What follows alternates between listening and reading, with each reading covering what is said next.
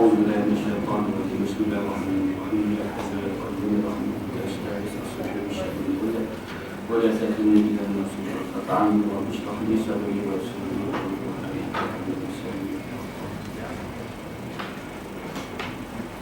الحمد لله نحمده حمدا كثيرا طيبا مباركا فيه من السماوات ومن الأرض وبه ما شاء من شيء بعد سبحانه أشهد أن لا إله إلا الله وأشهد أن محمدا عبده ورسوله أرسله الله بشيرا ونذيرا فأدى الأمانة ونصح الأمة وجاهد في سبيل الله حق جهاده والصلاة والسلام على أشرف الأنبياء والمرسلين سيدنا محمد وعلى آله وأصحابه ومن سار على نهجه وتمسك بشريعته واستنى بسنته إلى يوم الدين. Assalamualaikum warahmatullahi wabarakatuh. Alhamdulillah, kesyukuran kita panjatkan kepada Allah Subhanahu wa taala yang telah memberi kekuatan kepada kita dan izinnya sama-sama kita dapat berada di dalam suatu majlis ilmu. Walaupun Ustaz Asad tak dapat hadir, pada asalnya Ustaz Masran beliau tak dapat hadir dan saya tak tahulah proses pergantian macam mana. Cuma last minute Ustaz Jihad bagi tahu tolong anda sekali pergi ke Seri Andalas. Saya pun pergi ke Seri Andalas kat mana? Lepas dia kata Seri Sedeli. Saya kata, lepas dia bagi nombor. Dia bagi nombor saya tu saya ada nombor Haji Haji Malik. Jadi surau ni biasa pergi dulu. Tuan-tuan ingat lagi? Ingat tak? Ingat? Cuma saya tak berapa ingat dah. Baik. Jadi kebetulan saya duduk dekat Shah Alam. Jadi dia bagi tahu last minute tu yang tak sempat. Rupa-rupanya kelang ni jam juga. Bukan ampang. Walaupun maghrib. Tapi insyaAllah lah, dengan kesungguhan yang tuan-tuan tunjukkan ini untuk mendengar majlis ilmu dan saya sendiri pun bekerja-kerja datang. Mudah-mudahan dengan kesungguhan yang kita tunjukkan ini yang menjadi bukti yang besar bila mana kita bagi kepada Allah Subhanahu wa taala, insya-Allah. Dan kata Ustaz dia kata dia buka kitab kat sini, dia mengajar kitab 50 Salafus Saleh. Yes, okay. Jadi saya pun mulakan dengan kitab. Sebelum saya datang secara umum je. Dan baru ni bertepatan dengan proses yang saya dan nak cerita tentang Maulidil Rasul. Mungkin tuan-tuan ni kerana tuan-tuan dah banyak dengar apa semua dah. Jadi insya-Allah saya mulakan baca kitab. Dan untuk maklumat tuan-tuan, kitab Mustikah ada tak Ustaz yang baca? Ada lah. Jilid apa? Ada dah. Ada nak ambil tak? Tak apa, terus. Lepas tu saya masuk jilid mukaddimah ni. Jadi tak apa, ulang. Jadi ulang lah. InsyaAllah saya baca kitab Mustikah Hadis lah. Mungkin Haji Malik kalau ada masa ada kekosongan di surau ni, dia jemput kita akan teruskan dengan kitab. Mana kitab-kitab ni, mana dah ustaz yang ajar tu dah penghujung. Jadi saya masuk balik. Kemungkinan ulasan ustaz tu dari sudut lain dan saya dari sudut lain, insya-Allah.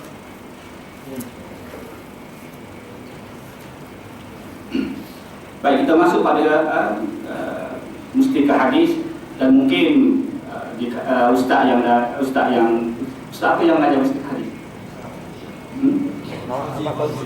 Pak Fauzi. Mungkin dia telah terang penulis kitab ni. Kitab kita ni secara ringkas ditulis oleh Syekh Abdullah bin Muhammad Basmah. Saya mengajar kitab ni ada yang orang wakaf kitab ni dan tuan yang wakaf tu sudah tak ada dah. Jadi waris dia ni jumpa dengan saya, dia kata Ustaz tolonglah mengajar kitab ni, paling-paling tidak pun boleh dah pahala pada saudara dia, ayah dia, tak tahu dah. Tapi dia mengharap sangat saya mengajar. Jadi saya ambil dah tempat Pak. Saya bila baca kitab lagi saya baca kitab ni. Jadi kitab Mustikah Hadis ditulis oleh Abdullah. Ditulis oleh siapa ya?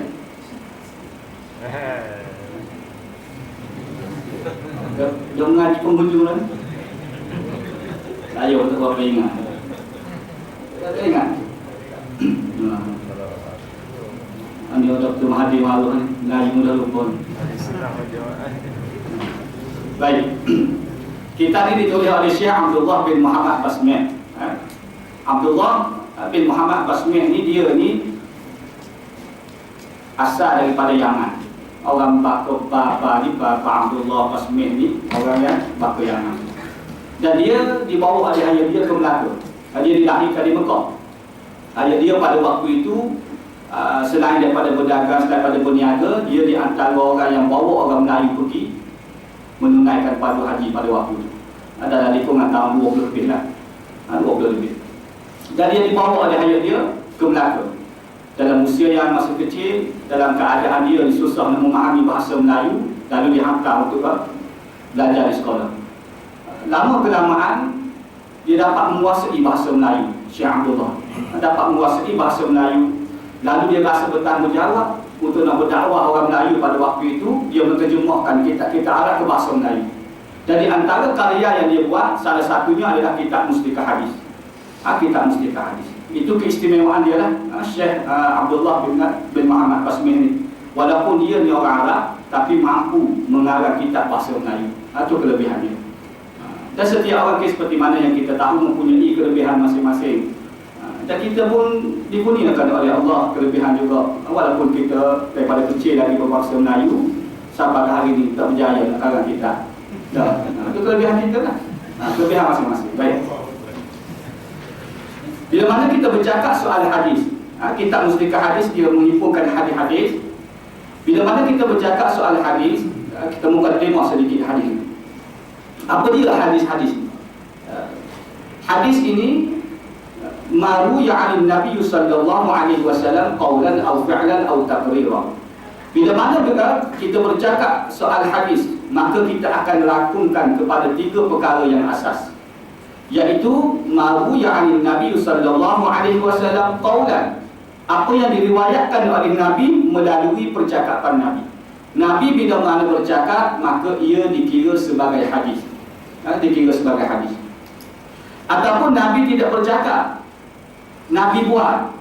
Nabi buat sekian-sekian, di kalangan para sahabat lihat Nabi buat dan sahabat meriwayatkan keadaan Nabi buat, maka perbuatan Nabi itu juga dikira sebagai hadis. Seperti mana sembahyang dan haji. Nabi kata sembahyanglah kamu seperti mana kamu lihat aku sembahyang. Maka sahabat meriwayatkan keadaan Nabi sembahyang, maka riwayat itu dikira sebagai hadis. Perbuatan Nabi itu dikira sebagai hadis. Ataupun Nabi tidak bercakap, ataupun Nabi tidak buat, cuma Nabi takrir. Takrir ini ialah pengakuan daripada Nabi sallallahu alaihi wasallam. Nabi akui. Tetapi di kalangan ulama hadis ada juga membesarkan sedikit ta'rif takrir ini. Bukan sekadar pengakuan daripada Nabi, bahkan ibtisam, senyum Nabi juga dikira sebagai hadis. Hanguk healing Nabi juga dikira sebagai hadis. Setengah pandangan ulama hadis dia menyatakan sedemikian. Takrir ini adalah pengakuan daripada Nabi. Nabi tak buat dan Nabi tak suruh, Nabi tak larang pengakuan. Sebagai contoh, seperti mana berlaku kepada Khalid Al-Walid dalam hadis Bukhari. Khalid Al-Walid ini makan di buta, biawak pada pasir. Jadi makan. Maka tahu kepada Nabi, Nabi senyap. Cuma Nabi kata bangsa aku ni tak makan. Jadi Nabi tak larang, Nabi tak suruh. Maka diam Nabi itu menjadi takrir, pengakuan daripada Nabi sallallahu alaihi wasallam. Makan tak.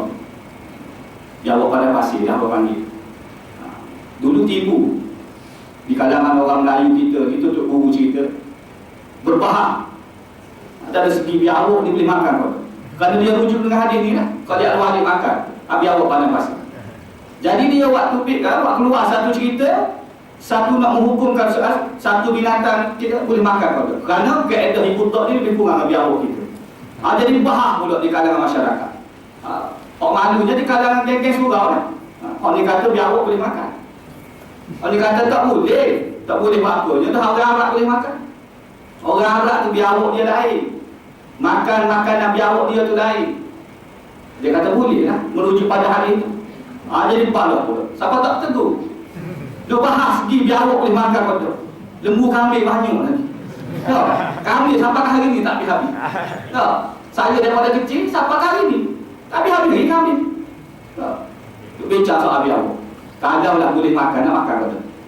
Tak makan. Jadi dibahas kita faham benda-benda kecil yang kita. Soal berlaku rasuah dalam negara, soal ayam besar-besar lagi, kita tak pandang.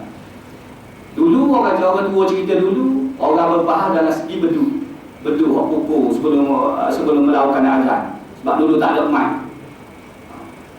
Balah di kalangan surau. Lima surau. Bedu ni tak payah tak lah kat surau ni. Ni beda off lah ke. Nabi tak buat. Orang yang suruh buat, dia kata tak apalah. Walaupun Nabi tak buat pun, kita nak mengisyaratkan kepada orang jauh bahawasanya waktu nak masuk dah bila mana pukul ni. Sebab azan tak ada mic. Tak apalah walaupun Nabi tak buat, tak payah bila off. Nabi tak buat, tak payah buat. Duk pada dah segi begitu. Hak suruh buat dia kelah juga gitu, tak disuruh. Tak alih-alih. Hak bakar budak ni waktu tengah malam, dia usul beduk tahu sungai. Dia pada waktu tu, negara ni British saja. Soal pemerintahan tak lihat dari segi perkara furu-furu, cik-cik gini dah kita. Ini di antara kelemahan kita lah. Baik. Jadi itu dalam segi istilah. Bila mana kita bercakap soal hadis, kita akan tengah merakumkan kepada 3 perkara yang asas, iaitu percakapan Nabi, perbuatan Nabi, dan takrir Nabi, pengakuan daripada Nabi sallallahu alaihi wasallam. Baik, kita masuk pada hadis yang pertama. Hadis yang pertama an Jabir bin Abdullah radhiyallahu anhu qala kana Rasulullah sallallahu alaihi wasallam idza khataba ihmarrat 'aynahu wa 'ala sawtuhu washtadda ghadabuhu hatta ka'annahu munziru jayshin yaqulu sabba'akum wa massakum wa yaqulu bu'ithtu ana was-sa'atu kahataini wa yaqridu baina isbi'aihi as-sabbabati al-wusta wa yaqulu amma ba'd fa inna asdaqal hadits kitabullah wa khairal hadi hadiyyu Muhammad sallallahu alaihi wasallam wa syarrul umuri muhdatsatuha wa kullu muhdatsatin bid'ah wa kullu bid'atin dhalalah thumma yaqulu ana aula bi kulli mu'minin min nafsihi man taraka malan fa li ahlihi wa man taraka dainan aw daya'an fa ilayya wa alayya. Riwayat Muslim dah start daripada mustaqil dah start lewat, lepas tu baca hadis panjang dulu. Bila nak habis lepas tengok. Baik. Hadis yang pertama ni diambil daripada Jabir bin Abdullah. Jabir bin Abdullah meriwayatkan hadis ni. Siapa dia Jabir bin Abdullah? Jabir bin Abdullah merupakan salah seorang sahabat Nabi sallallahu alaihi wasallam. Dan dia di dalam ilmu hadis disebut sebagai al-mukatsirin. Al-mukatsirin ini gelaran kepada sahabat-sahabat yang banyak meriwayatkan hadis daripada Nabi sallallahu alaihi wasallam. Kerana ada di sana sahabat ni tak banyak meriwayatkan hadis. Kerana dia sedikit sekejap saja duduk bersama Nabi, dan ada di kalangan sahabat jadi hantar menjadi gubernur, jadi hantar menjadi panglima perang, jadi tak sempat nak mengambil hadis daripada Nabi. Cuma Abu Hurairah radhiyallahu an, walaupun sekejap masuk Islam, tetapi dialah yang paling banyak meriwayatkan hadis daripada Nabi sallallahu alaihi wasallam. Dia kata ulama hadis, ulama sirah menyatakan sekitar 3 tahun, hampir 4 tahun masa dia bersama dengan Nabi, tapi mampu meriwayatkan hadis dengan begitu banyak. Ini Abu Hurairah. Maka Jabir bin Abdullah dua hadis ini menyampaikan hadis ini, dia ni di antara kalangan sahabat yang paling banyak meriwayatkan hadis. Disebut sebagai al-mukatsirin, gelaran kepada sahabat yang banyak meriwayatkan hadis. Jabir ini dia di antara sahabat yang terakhir meninggal di Madinah. Sahabat yang terakhir meninggal di Madinah, bukan sahabat yang terakhir meninggal. Sahabat yang terakhir meninggal ialah Abu Tufail bin Wasilah. Ini sahabat yang terakhir meninggal. Cuma dia meninggal di Madinah, Jabir bin Abdullah. Dan dalam kehayat dia pernah melihat tentang mukjizat Nabi di hadapan mata dia sebanyak 2 kali. seperti mana yang diriwayatkan dalam surah Min Hayatis Sahabah. Dicerita dalam surah Min Hayatis Sahabah, yang pertama ialah pada gedung utama. Ketika mana dia di waktu dia masih kecil, berlakunya peperangan Uhud. Jabir dia tidak menyertai peperangan Badar dan peperangan Uhud. Kerana kata dia, di dalam sepanjang sejarah kehidupan Nabi terlibat dengan peperangan sebanyak 21 kali. Nabi terlibat secara langsung dengan peperangan hayat Nabi itu sebanyak 21 kali. Maka dia sebut syahadtu ma'ahu. Aku menyaksikan, maknanya aku menyertai Nabi di dalam peperangan sebanyak 19 kali. Dia ni antara orang yang hebat. 19 kali. Dia miss 2 kali. Cuma dia tidak termasuk di kalangan sahabat ahli Badar. Dia ahli Badar, dia sahabat Nabi ni, dia mempunyai keistimewaan. Mereka semuanya istimewa, tetapi ahli Badar ni dia lebih sedikit. Kerana selepas wafatnya Nabi SAW, berlakunya kekhilafan di kalangan para sahabat, maka kata Sayyidina Ali rujuk kepada ahli Badar. Mana golongan sahabat yang terlibat dengan peperangan Badar menjadi rujukan kepada sahabat-sahabat yang lain. Sebab Sayyidina Ali pernah menyatakan, kamu jangan campur urusan ini adalah urusan ahli Badar. Menunjukkan di sini urusan ahli Badar ini mempunyai keistimewaan mereka sendiri. Maka Jabir bin Abdullah terlepas, tidak termasuk di kalangan sahabat ahli Badar. Tapi hakikatnya sahabat semuanya istimewa. Baik.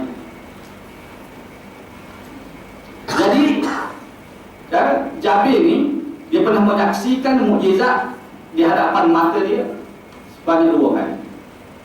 Ketika mana berlakunya peperangan Uhud, kata Jabir, aku nak menyertai dalam peperangan tersebut, tetapi dihalang oleh ayah aku, Abdullah. Ayah dia halang dia. Lalu dia bagi tahu kepada Nabi. Ayah dia tak bagi, kerana suruh jaga adik dia. Dia mempunyai adik 9 orang, adik perempuan. Jadi kata ayah dia, aku keluar menyertai Nabi dalam peperangan Uhud. Kau jagalah adik-adik kamu, kebajikan adik-adik kamu. Dan aku tinggal sedikit daripada segedung tamak, supaya kamu uruskan kehidupan kamu. Kerana ayah tak nampak dah bila mana ayah keluar ke medan Uhud ini, tak nampak benda yang lain melainkan ayah nampak syahid dia. Dia nampak mana. Dan ternyata ayah dia ni orang yang terawal syahid di medan Uhud. Ayah dia, Abdullah ni, orang yang meninggal, orang yang pertama meninggal di medan Uhud. Sebahagian riwayat sejarah. Jadi bila mana ayah dia ni meninggal, sebelum tu ayah dia ada pesan, gedung tamak ni, buah tamak satu gedung ni, dia suruh lansaikan hutang dia dan jaga kebajikan adik-adik dia.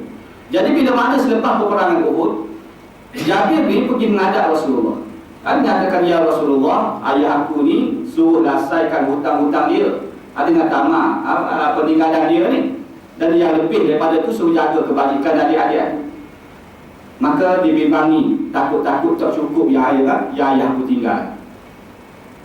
Jadi kata Nabi, sesungguhnya Allah dan Rasul yang maha mengetahuinya, kamu pergi bagi tahulah kepada sahabat orang yang bagi hutang kepada ayah kamu, supaya mari tutup hutang dengan aku dan tunjuk gedung tamak tersebut, aku sendiri nak bagi, kata Nabi.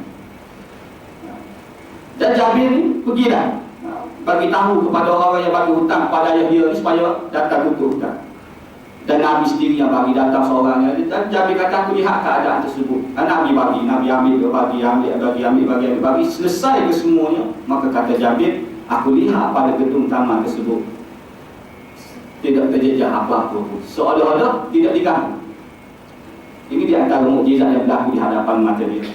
Dan yang kedua, disebut juga dalam surah Min Hayatis Sahabah, ketika mana berlakunya peperangan Khandaq. Salah satu strategi Nabi nak menghadapi peperangan Khandaq ini, Nabi suruh gali parit. Di kalangan sahabat ni duduk gali parit. Dan kata Jabir, aku lihat keadaan Nabi, tempat Nabi gali ni, bersungguh-sungguh Nabi gali. Dalam keadaan Nabi duduk lapar, dan sahabat-sahabat yang lain pun lapar juga, sehingga ikat batu di perut. Dan Jabir kata, aku duduk campur, lalu batu besar menghalang tempat aku gali. Tak boleh nak campur. Lalu apa? Mengadu kepada Rasulullah. Wahai Rasulullah, batu menghalang tempat gali aku. Bila mana mengadu kepada Nabi, Nabi sendiri yang turun untuk memecahkan batu tersebut. Ini hebat Nabi kita, seorang pemimpin, orang bawah mengadu apa, Nabi sendiri yang turun. Tak. Kita hari ini ya. Baik. Dewa. Baik, jadi Nabi campur. Dan kata Jabir, aku lihat keadaan Nabi campur tu lama kelamaan pecah menjadi seperti mana pasir. Dan aku tengok keadaan Nabi terlalu tenang, lapar-lapar sungguh. Maka kata Jabir, aku minta izin dengan Nabi supaya pulang ke rumah. Nak pulang ke rumah sekejap. Maka Nabi izinkan. Lalu Jabir pulang ke rumah, bagi tahu kepada isteri dia makanan apa yang ada di rumah kita ni. Kerana aku nak ajak Rasulullah makan, kesian sangat. Maka kata isteri dia, tidak ada apa yang lain melainkan kandung sedikit sahaja ada di rumah kita, dan kita mempunyai satu ekor kambing duduk di belakang rumah. Maka kata Jabir, kamu masukkan kandung tersebut biar aku yang sembelih kambing. Cuma tidak diceritakan dalam kitab soal isteri dia ni masuk kandung tu memang apa, tidak dicerita. Roti nan ke, roti bong ke, tak tahu kan. Cuma ada penceramah bagi tahu, penceramah yang masyhur lah. Dia bagi tahu Nabi ni suka makan roti jada. Kali ingat lah. Dia kata begini. Maknanya kalau suka makan roti jada ni, suka nak makan kari. Tak, sebab dia roti jada ni dia cicah dengan kari. Jadi kari tu ada tu. Zaman-zaman Nabi. Kari ni asal India. Di Mekah tak muncul kari. Sekolah dulu iklan lah, kopi Anbiya, kopi Nabi. Nabi tak makan kopi. Nabi tak minum kopi. Kopi asal Brazil. Tak, bila mana Nabi sampai Brazil? Tak, sahabat ada yang diutus ke Brazil. Tak ada. Jadi duk mengaruh, duk sandar pada Nabi. Nak jual tak ada masalah. Cuma nak letak nama tak apa. Jangan kata Nabi minum kopi. Jangan duk iklan kata kopi ni Nabi sendiri yang minum. Jadi kita kena minum juga. Jangan nak letak nama, letaklah kopi Anbiya, tidak menjadi masalah. Cuma jangan sandar sesuatu perkara kalau Nabi tak buat, kita sandar kepada Nabi. Dan Nabi sebut dalam hadis yang lain, orang yang seperti ini standby. Berbohong kepada aku tidak sama berbohong kepada orang lain. Dan tempat tinggal dia dalam neraka. Baik. Jadi dia pun masuk. Dan Jabir ni sembelih kambing, siap apa semua. Jadi dia pergi ke medan Khandaq, berbisik pada Nabi, ya Rasulullah, di rumah aku ada sedikit makanan dan aku nak jemput supaya kau pergi makan. Rasulullah, aku pergi makan ke rumah kerana kesian sangat. Dan kalau lah tak rasa sedap datang ke seorang, ajaklah sahabat-sahabat yang lain untuk teman, ajak 2-3 orang. Dia ajak 2-3 orang. Lalu dia Nabi istihad dulu pada ahli Khandaq. Ya ahli Khandaq, wahai ahli Khandaq, Jabir ajak makan rumah dia. Pening Jabir. Tak pening. Ada sedikit sahaja. Sudah tentu mengikut adat tak cukup. Ahli Khandaq ni ramai.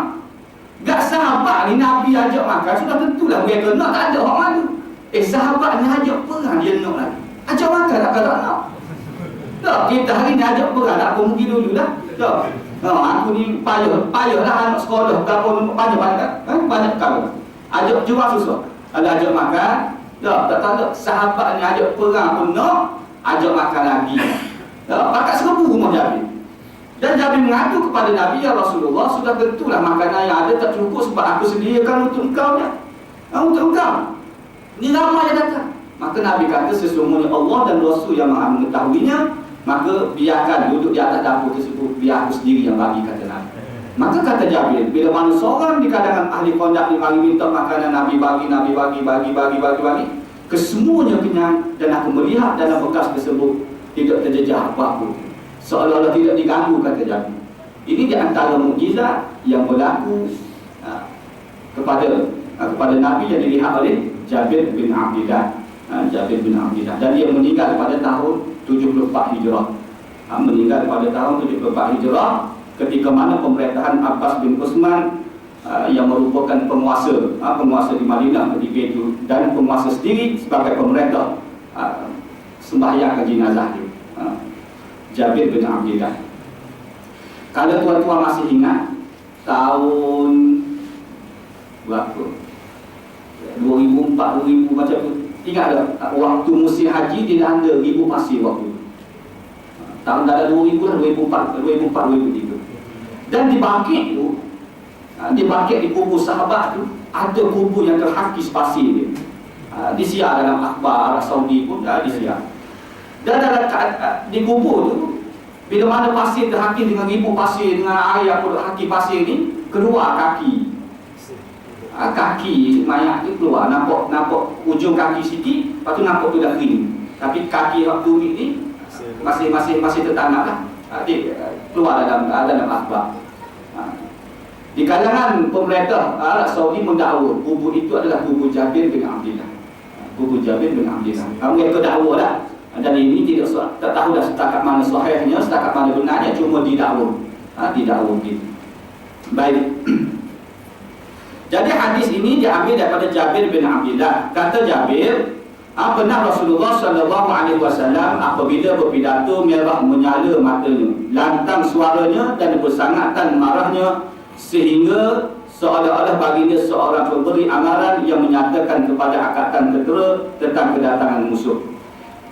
Jabir cerita dalam hadis ini, aku di pihak keadaan Nabi. Kalaulah Nabi ni dia menyampaikan khutbah, berpidato, keadaan Nabi ni merah menyala mata Nabi sebagai khatib. Kita hari ni khatib baca khutbah, makmum merah menyala mata dia. Kita ni jadi terbalik dengan Nabi. Nabi khatib merah menyala mata. Kita makmum. Sebab salah satunya faktor khatib tu sendiri kadang-kadang dia bergantung terus dengan bacaan teks, menyebabkan makmum ni jadi jatuh. Dan setengah-setengah tempat baca, kalau tuan-tuan biasa pergi sembahyang Jumaat, ada katangan Allahu Akbar. Ialah kita bukan dalam bentuk menghina. Kalau boleh tak ada ustaz-ustaz yang muda dalam segi khutbah tu. Dan kita perlu juga bergantung dengan orang tua kalau pengalaman dia tu dalam mengurus masjid apa semua. Tapi bab khutbah ni bagi kat orang muda lah, sesuai dengan datang suara dia. Kena molek meja,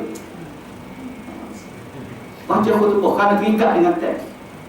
Dan nak baca, kita nak tambah teks, nak melalui idea daripada khatib sendiri tak boleh. Sekarang ni dah baru boleh 2-3 tahun. Kalau dulu terikat dengan teks betul-betul, kena terikat, tambah sikit kena tangkap. Tak? Dulu. Sekarang ni dah baru boleh khutbah. Dulu baca khutbah. Pakata kalau isi khutbah tu, isi jenis maka dah buah tempat-tempat tanah apa semua menjadi mengaruh dah isi khutbah, kau tak makmum itu. Tak? Ada khutbah di Terengganu saya pernah 2004-2005 di sembahyang Jumaat. Dia ajar makmum supaya layan tetamu datang ke rumah. Tajuk khutbah. Bila mana orang datang ziarah, orang bagi salam lalu kita jawab. Isi khutbah lagi. Kan terikat dengan teks. Itu menyebabkan jadi mengaku. Kalau dah bawa isu-isu yang semasa, dan isu-isu yang panas, isu semasa, sudah tentulah orang nak dengar. Dan penyampaian pun dengan keadaan hebat. Ia jadi masalah. Terikat dengan teks. Kena ustaz-ustaz baru, jenis belajar jawi baru, kena teks. Teks dapat agama teratas, cari teks. Khutbah lama. Waktu tulisan jawi lama. Waktu jadi silap tu baca. Bawa bumi, orang baca bumi, dia baca bom. Kita perlulah bersyukur kepada Allah, kerana Allah lah yang menciptakan, dia telah menciptakan bom dalam kehidupan kita untuk bercucuk tanah. Khatib muda, kau belajar jawi baru, baca kitab lama, baca teks hak lama, bawa ni baca bom. Dia ingat kau Israel dah buat bom, beberapa tu hang buat juga. Kalam daya dia baca kedai, asalnya keladi. Wajib tu klik keluar kan. Nak pergi berjual pasal tadi, isteri dia kata nak makan gulai keladi, buat balik dah bakar keladi tu, boleh kita sayur keladi. Balik jual. Siap apa sifat? Beli batang keladi. Sifat kedai apa semua, nak balik ke rumah, tak sempat masuk waktu Jumaat. Sehingga masjid tu, sadar batang keladi nak dia beli, tak di tepi kolam. Ambil sembahyang, masuk masjid tengok orang, duduk baca khutbah. Dia pun duduk dengar. Khatib pula baca. Islam mengharapkan, syariat mengharapkan kita makan keladi. Waktu itu kata Allah, bagi tak ada halal lagi. Kita hari ni halal kan? Tak cepat wahyu turun. Tak ada sehari tu. Apa kita ada dia kata ada lagi keladi. Orang ada jual apa semua. Jadi mari 5 hari tu kalau dia kata halal dah, syariat haram dah. Jadi cepat wahyu turun. Ini yang jadi masalah. Keadaan Nabi bila mana Nabi menyampaikan khutbah ini mereka menyala mata Nabi, datang suaranya dan bersangatan marahnya. Sehingga seolah-olah baginda seorang pemberi amaran yang menyatakan kepada angkatan ketera tentang kedatangan musuh dengan katanya bahawa musuh akan datang menyerang kamu pada pagi-pagi hari dan mungkin pada waktu petang. Seperti mana jeneral datang suara Nabi ini, seumpama kata Jabir, seorang jeneral bagi arahan kepada anak buah dia supaya bersiap sedia kemungkinan musuh akan datang serang kita waktu pagi ataupun waktu petang. Dan kita tahulah suara jeneral ni macam mana kalau bagi arahan. Kamu tahu dalam nak menghadapi musuh. Kalau kita lihat dia kawak tu suara dia ganas. Waktu kawak musuh tak ada. Kawak bong. Tangan bagi seorang apa kalau nak serang. Ada saya dengar cerita pegawai bomba tak berani. Di Kuala Kerai. Tolonglah dia ambil mak saya tu kat atas bukit ni. Tolonglah, tak boleh. Air lagi. Bok ni 2 enjin. Lepas tu dah sekali kata tak apalah kalau tak ni izinkan saya rabu-rabu. Tak bagi juga dia kata tak boleh, ni harga kerajaan. Orang dalam keadaan duduk somak macam tu, duduk keadaan panik macam tu, dia boleh duduk main harga kerajaan. Dia pun tak segi awil orang rambut ni. Tak, kalau terbalik pun mati-mati dia. Soal hak belakang itu pergi balik kan. Dalam keadaan cemas. Tarik awak ya Allah. Ruk, kiri kanan. Tak. Mari banjir gitu tak nak selamat. Hak paling teruk di tempat saya. Tempat saya kata panjang. Tempat mula-mula yang naik air. Hari yang naik air tu, dia bukan nak pergi tolong orang, untuk main buk. Pung, tak tahu apa. Okey ke? Okey, bung dia. Kata dia, apa nak main buk? Dia orang tu je dia boleh guna buknya. Dia pergi mari. Kita dah perhati kata, bomba ni buat apa? Bukan bomba sini dah. Bomba dah panjang. Dia tahu kerja dia tu, bung. Nak kata dia pergi tu kosong. Dia ingat kelik tu penuh. Kelik pun kosong tu. Dia buang mana kan? Jadi pelik. Baik. Payah kalau main hadis apa orang pun. Oh, pukul 9. Baik. Faham. Ya. Jadi kata Jabir lagi, serta baginda bersabda, masa aku diutuskan dan masa berlakunya kiamat seperti mana 2 jari ini, lalu baginda menyatukan kedua jari tangan, tangannya jari telunjuk dan jari tengah.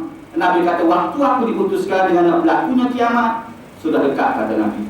Maknanya seperti mana 2 jari. Nabi angkat 2 jari.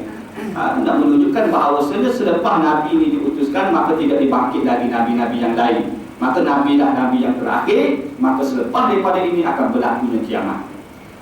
Akan berlakunya kiamat. Subhanallah lah. Apa kiamat mungkin dalam kehidupan yang lain. Baik, saya nak ambil hadis ini.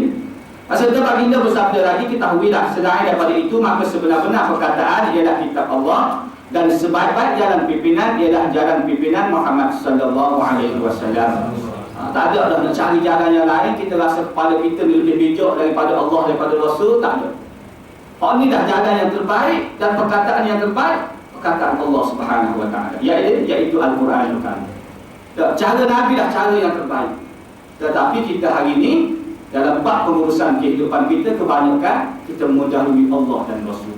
Sedangkan dalam surah Al-Hujurat Allah Ta'ala sebut, ya ayyuhallazina amanu la tuqaddimu baina yaday Allahi wa rasulih. Wahai orang-orang yang beriman, jangan kamu mendahului Allah dan Rasul. Tak boleh. Tapi hari ini kita membelakangi hadis-hadis Nabi sallallahu alaihi wasallam. Ramai yang bahkan dia rasa idea dia yang lebih bijak. Rasa hak Islam hak buat ni rasa kuno, rasa lama, rasa tidak sesuai. Membelakangi hadis-hadis Nabi. Kita ni sebagai umat Islam, disiplin kita terhadap Nabi ni Allah Ta'ala ajar dalam surah Al-Hujurat. Allah kata, ya ayyuhallazina amanu la tarfa'u aswatakum fawqa sawtin Nabi. Wahai orang-orang yang beriman, janganlah kamu mengangkat suara di hadapan Nabi lebih daripada suara Nabi, seperti mana kamu mengangkat suara di antara kamu. Tak boleh.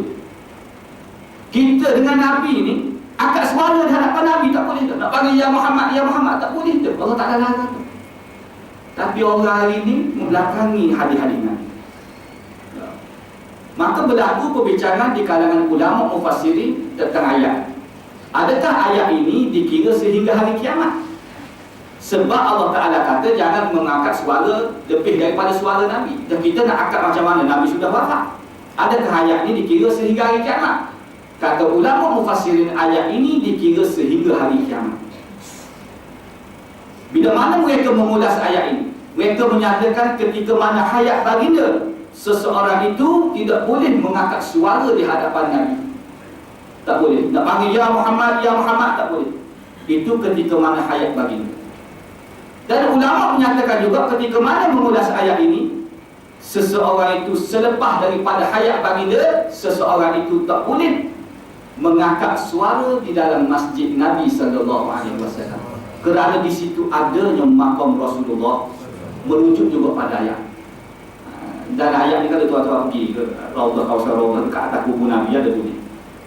Ya allazina amanu la tarfa'u aswatakum fawqa sawti. Kita masuk dalam masjid Nabi nak bertepik tak boleh. Weh kubur Nabi cepat tak boleh. Hendaklah masuk dengan penuh rasa hormat kerana di situ adanya makam Rasulullah, merujuk juga pada ayat. Kata ulama mufassir. Demikian di zaman pemerintahan Sayyidina Umar. Sayyidina Umar mengambil tindakan kepada badui yang mengangkat suara di dalam masjid Nabi. Itu yang kedua kata ulama. Dan yang ketiga, merujuk juga pada ayat ini, seseorang itu hendaklah bila mana dibaca kepadanya tentang hadis-hadis Nabi, tentang sifat-sifat Nabi, tentang akhlak-akhlak baginda, mestilah dia dengar penuh rasa tunduk dan hormat kepada Nabi SAW. Merujuk juga pada ayat. Ini disiplin kita terhadap Nabi SAW. Demikian para sahabat Nabi dalam memuliakan Rasulullah. Demikian para imam-imam yang besar, mereka memuliakan Rasulullah. Ibnu Abbas radhiyallahu anhu.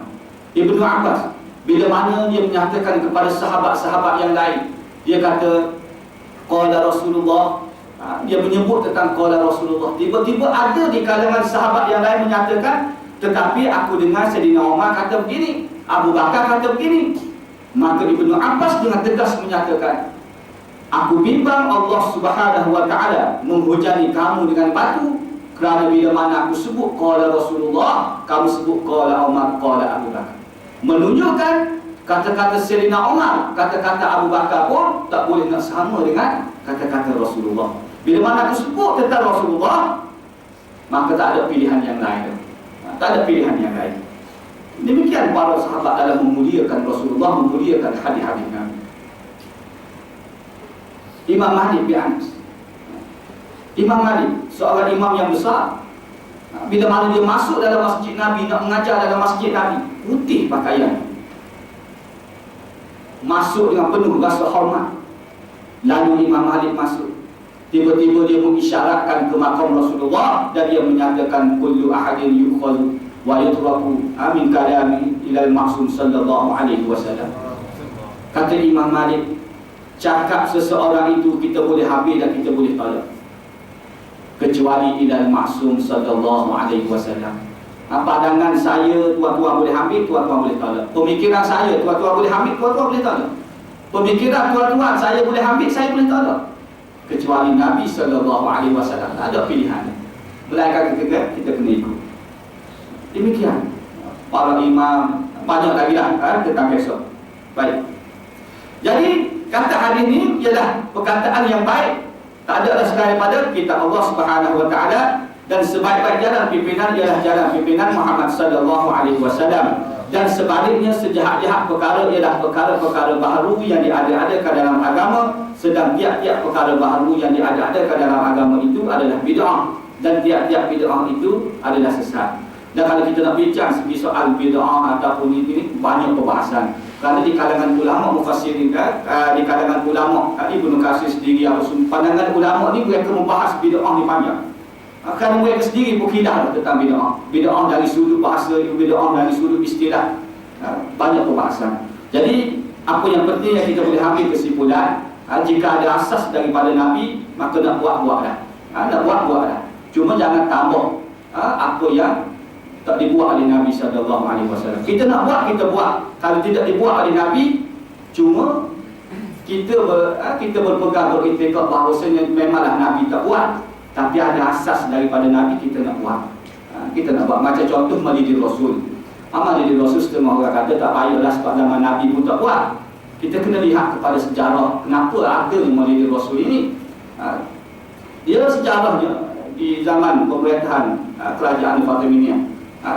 Dia ketika mana umat Islam sudah jauh dengan sunnah Nabi. Selepas wafatnya Nabi, tinggalnya golongan sahabat, tak ada dah golongan sahabat, tabi'in. Lama kelamaan orang tak kenal keadaan sunnah Nabi, keadaan Nabi SAW. Masyarakat bercelaru. Maka di kalangan ulama-ulama pada waktu itu memikirkan suatu perkara supaya umat Islam ini ingat kepada Nabi. Nak buat macam mana? Nak buat macam mana? Lalu diadakan sambutan Maulidin Rasul supaya masyarakat yang akan datang tahu inilah manusia yang paling besar yang dilatih oleh Allah Subhanahu Wa Taala. Maka kalaulah benda itu kita nak mengagungkan Rasulullah, tidak menjadi masalah. Cuma perbahasan bid'ah ni panjanglah. Apa yang penting, benda yang kita nak buat tidak dibuat oleh Nabi, kita tak payah sandar pada Nabi. Nak buat, kita buat je. Yang penting biar benda tu ada asas yang disebut oleh Nabi SAW, walaupun tak sama orang Nabi buat. Saya ambil pendekatan timah-timah gitulah. Dalam penentangan, setengah orang penentangan tahlil apa semua, dia tahlil dari soal tahlil, kita dari sudut pelaksanaan, kita takwil dari sudut pelaksanaan iaitu kendurian Allah. Dari segi tahlil, nak sebut la ilaha illallah, sebutlah, kerana itu ada asas. Kerana Nabi sendiri dalam hadis yang lain, Nabi suruh sebut kalimah la ilaha illallah.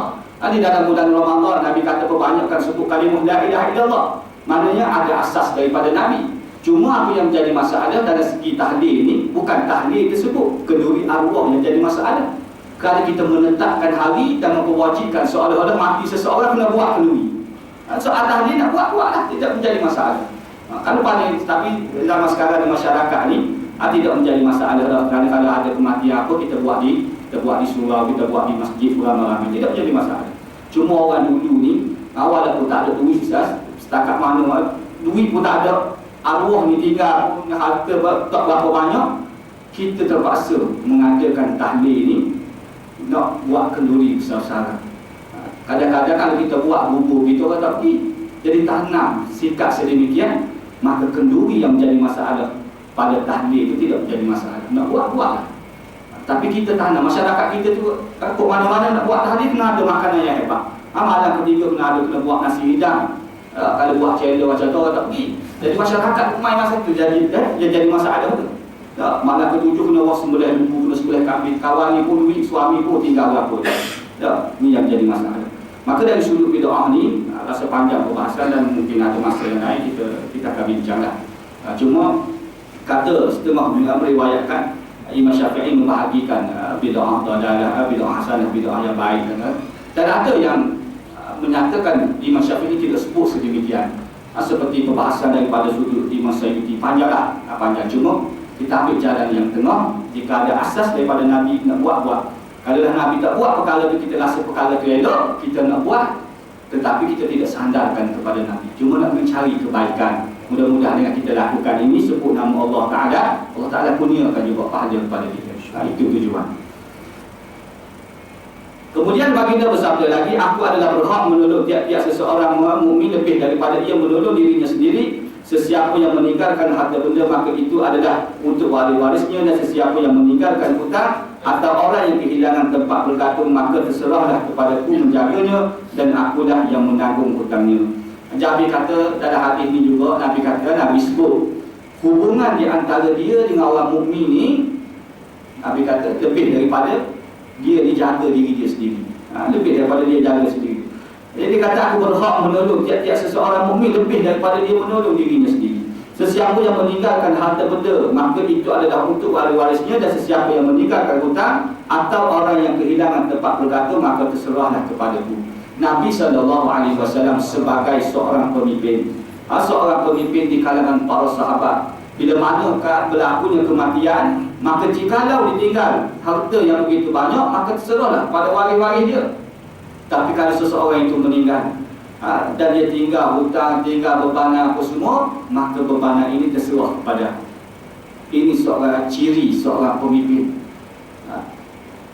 Nabi telah tunjuk kepada kita keadaan.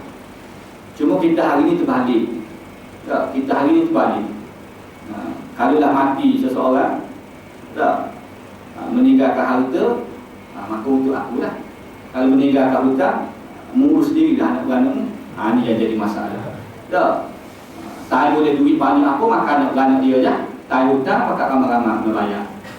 Bila masa lagi nak tolong negara, waktu ni dah kita nak tolong. Kita jangan tanya apa yang kerajaan bagi kepada kita. Kita kena tanya apa yang kita sumbang terhadap kerajaan. Kalau ayat lembut bahasa Kelantan panggil kepala bapa. Begitu. Boleh dia tanya. Ini adalah seorang ciri kepimpinan Nabi tertunjuk. Dalam keadaan pemimpin tak sadar, nak duduk dalam keadaan kemewahan tidak sadar. Ambillah gaji yang dibagi, ambil, tidak menjadi masalah. Dan kemewahan nak mewah-mewah lah. Tetapi paling kurang kita tak suruh seorang pemimpin duduk rumah roboh apa semua tak. Kita tak suruh. Nak mewah-mewah lah dengan gaji yang diberi. Dan bahkan dalam Al-Quran Allah Ta'ala sendiri cabar. Katakanlah siapa yang berani mencabar perhiasan yang Allah Ta'ala bagi keluar daripada bumi ini, nak ambil tak ada masalah. Tapi paling kurang biarlah amanah dengan jawatan yang dibagi. Biar amanah dengan jawatan yang dibagi. Ciri kepimpinan, saya ingat Cik Baharudin dia ni orang Terengganu. Dan orang Terengganu ni dengan perniagaan kumpulan mereka ni buat lawatan ke rumah Tebu ni Aziz pada tahun 2002 tu lah. Pergi buat lawatan, bukan atas dasar politik apa semua, bukan kepartian, cuma nak lihat keadaan Tebu. Pergi buat lawatan. Dan bila mana pergi sampai tu, dia sebagai ketua rombongan tunggu Tebu lah dekat luar kamu. Jadi Tebu keluar dengan style dia tu lah, baju macam pagoda gitu. Lepas tu pilih anak kepala. Sebab tu tanya rombongan lelaki ke perempuan, dia kata semua lelaki. Jadi tunggu tak ada masalah, tu macam biasa. Cuma kata Cik Baharudin, dia tengok tu keluar tu pakai jam tangan macam seekor, tapi jam tangan tu dia macam ada kartun kat dalam. Dia macam ada kartun, tak tahu dah cucu dia tak boleh dia pakai. Cuma dia kata dia pakai untuk nak jaga masa dia. Jadi dia pakai. Jadi Cik Baharudin jadi tengok keluar tu hang ada, dia kata betul sungguh kalau cerita ni hari ni berlaku depan mata dia. Jadi keluar tu keadaan dan dia terburu sendiri yang bawa keluar air apa semua lah. Dan dia tengok macam tu. Jadi dia rasa macam dia pun kata pada Tebu, kata nak tak Tebu, kita di kalangan kumpulan peniaga-peniaga kecil ni kita buat satu kutipan, kita beli jam Tebu. Sebab kalau boleh lah kita ialah siang juga tengok Tebu ni. Kalau boleh pakailah hebat sikit, kita sebagai orang Islam pun kena tunjuk hebat juga. Dia bagi tazkirah pada Tebu. Tebu kata macam tu, kata saya ni negeri besar. Kalau lah saya pakai jam harga RM5 pun orang kata harga RM5,000. Sebab saya negeri besar, saya boleh pergi. Tebu jawab dia, saya pakai harga RM5 pun orang kata harga RM5,000 sebab saya negeri besar, saya boleh beli. Jadi tak payah saya kata. Cuma saya nak tengok sekadar nak tengok waktu jam-jam ni, tak ada biasa apa. Sebab tu kita tengok dalam kuliah dia, waktu buat berlatih jam seekor daripada kecil. Saya berlatih jam, dia tukar tali berapa kali, tak tahu. Dan ialah kita tak minta dia nak duduk seperti mana tu. Jadi kita tetapi biarlah paling kurang amanah dengan jawatan yang dibagi. Ini. Dan Nabi sebagai seorang pemimpin, orang nombor satu, Nabi kata masalah di kalangan masyarakat ini terserah kepada aku. Jadi kalau mati seseorang meninggalkan harta yang banyak, itu untuk waris-waris. Datang masalah terserah pada aku sebagai seorang pemimpin. Kita hari ini pemimpin buat masalah, kita kena sambung. Tak rugi waktu niaga emas tu, rugi orang ni, Jadi kita kena tangguh. Ini masalah. Maka hadis yang pertama ini nak cerita kepada kita gaya Rasulullah SAW semasa berpidato, masa baginda diutus oleh Allah Ta'ala dan saat berlakunya kiamat. Dan hadis ini juga menceritakan kitab Allah ialah sebenar-benar perkataan dan jalan pimpinan Rasulullah SAW ialah sebaik-baik jalan pimpinan. Yang keempat, perkara baharu yang diadakan dalam agama adalah seburuk-buruk perkara. Dan yang terakhir, keadaan Rasulullah SAW dengan orang mukmin. Jadi 5 perkara itu hadis ini nak cerita kepada kita. Maka dengan satu hadis itu mudah-mudahan ia memberi manfaat pada kita bersama, insya-Allah. Dan minta maaf lah kerana penyampaian saya ni laju sangat kerana nak kerja masa.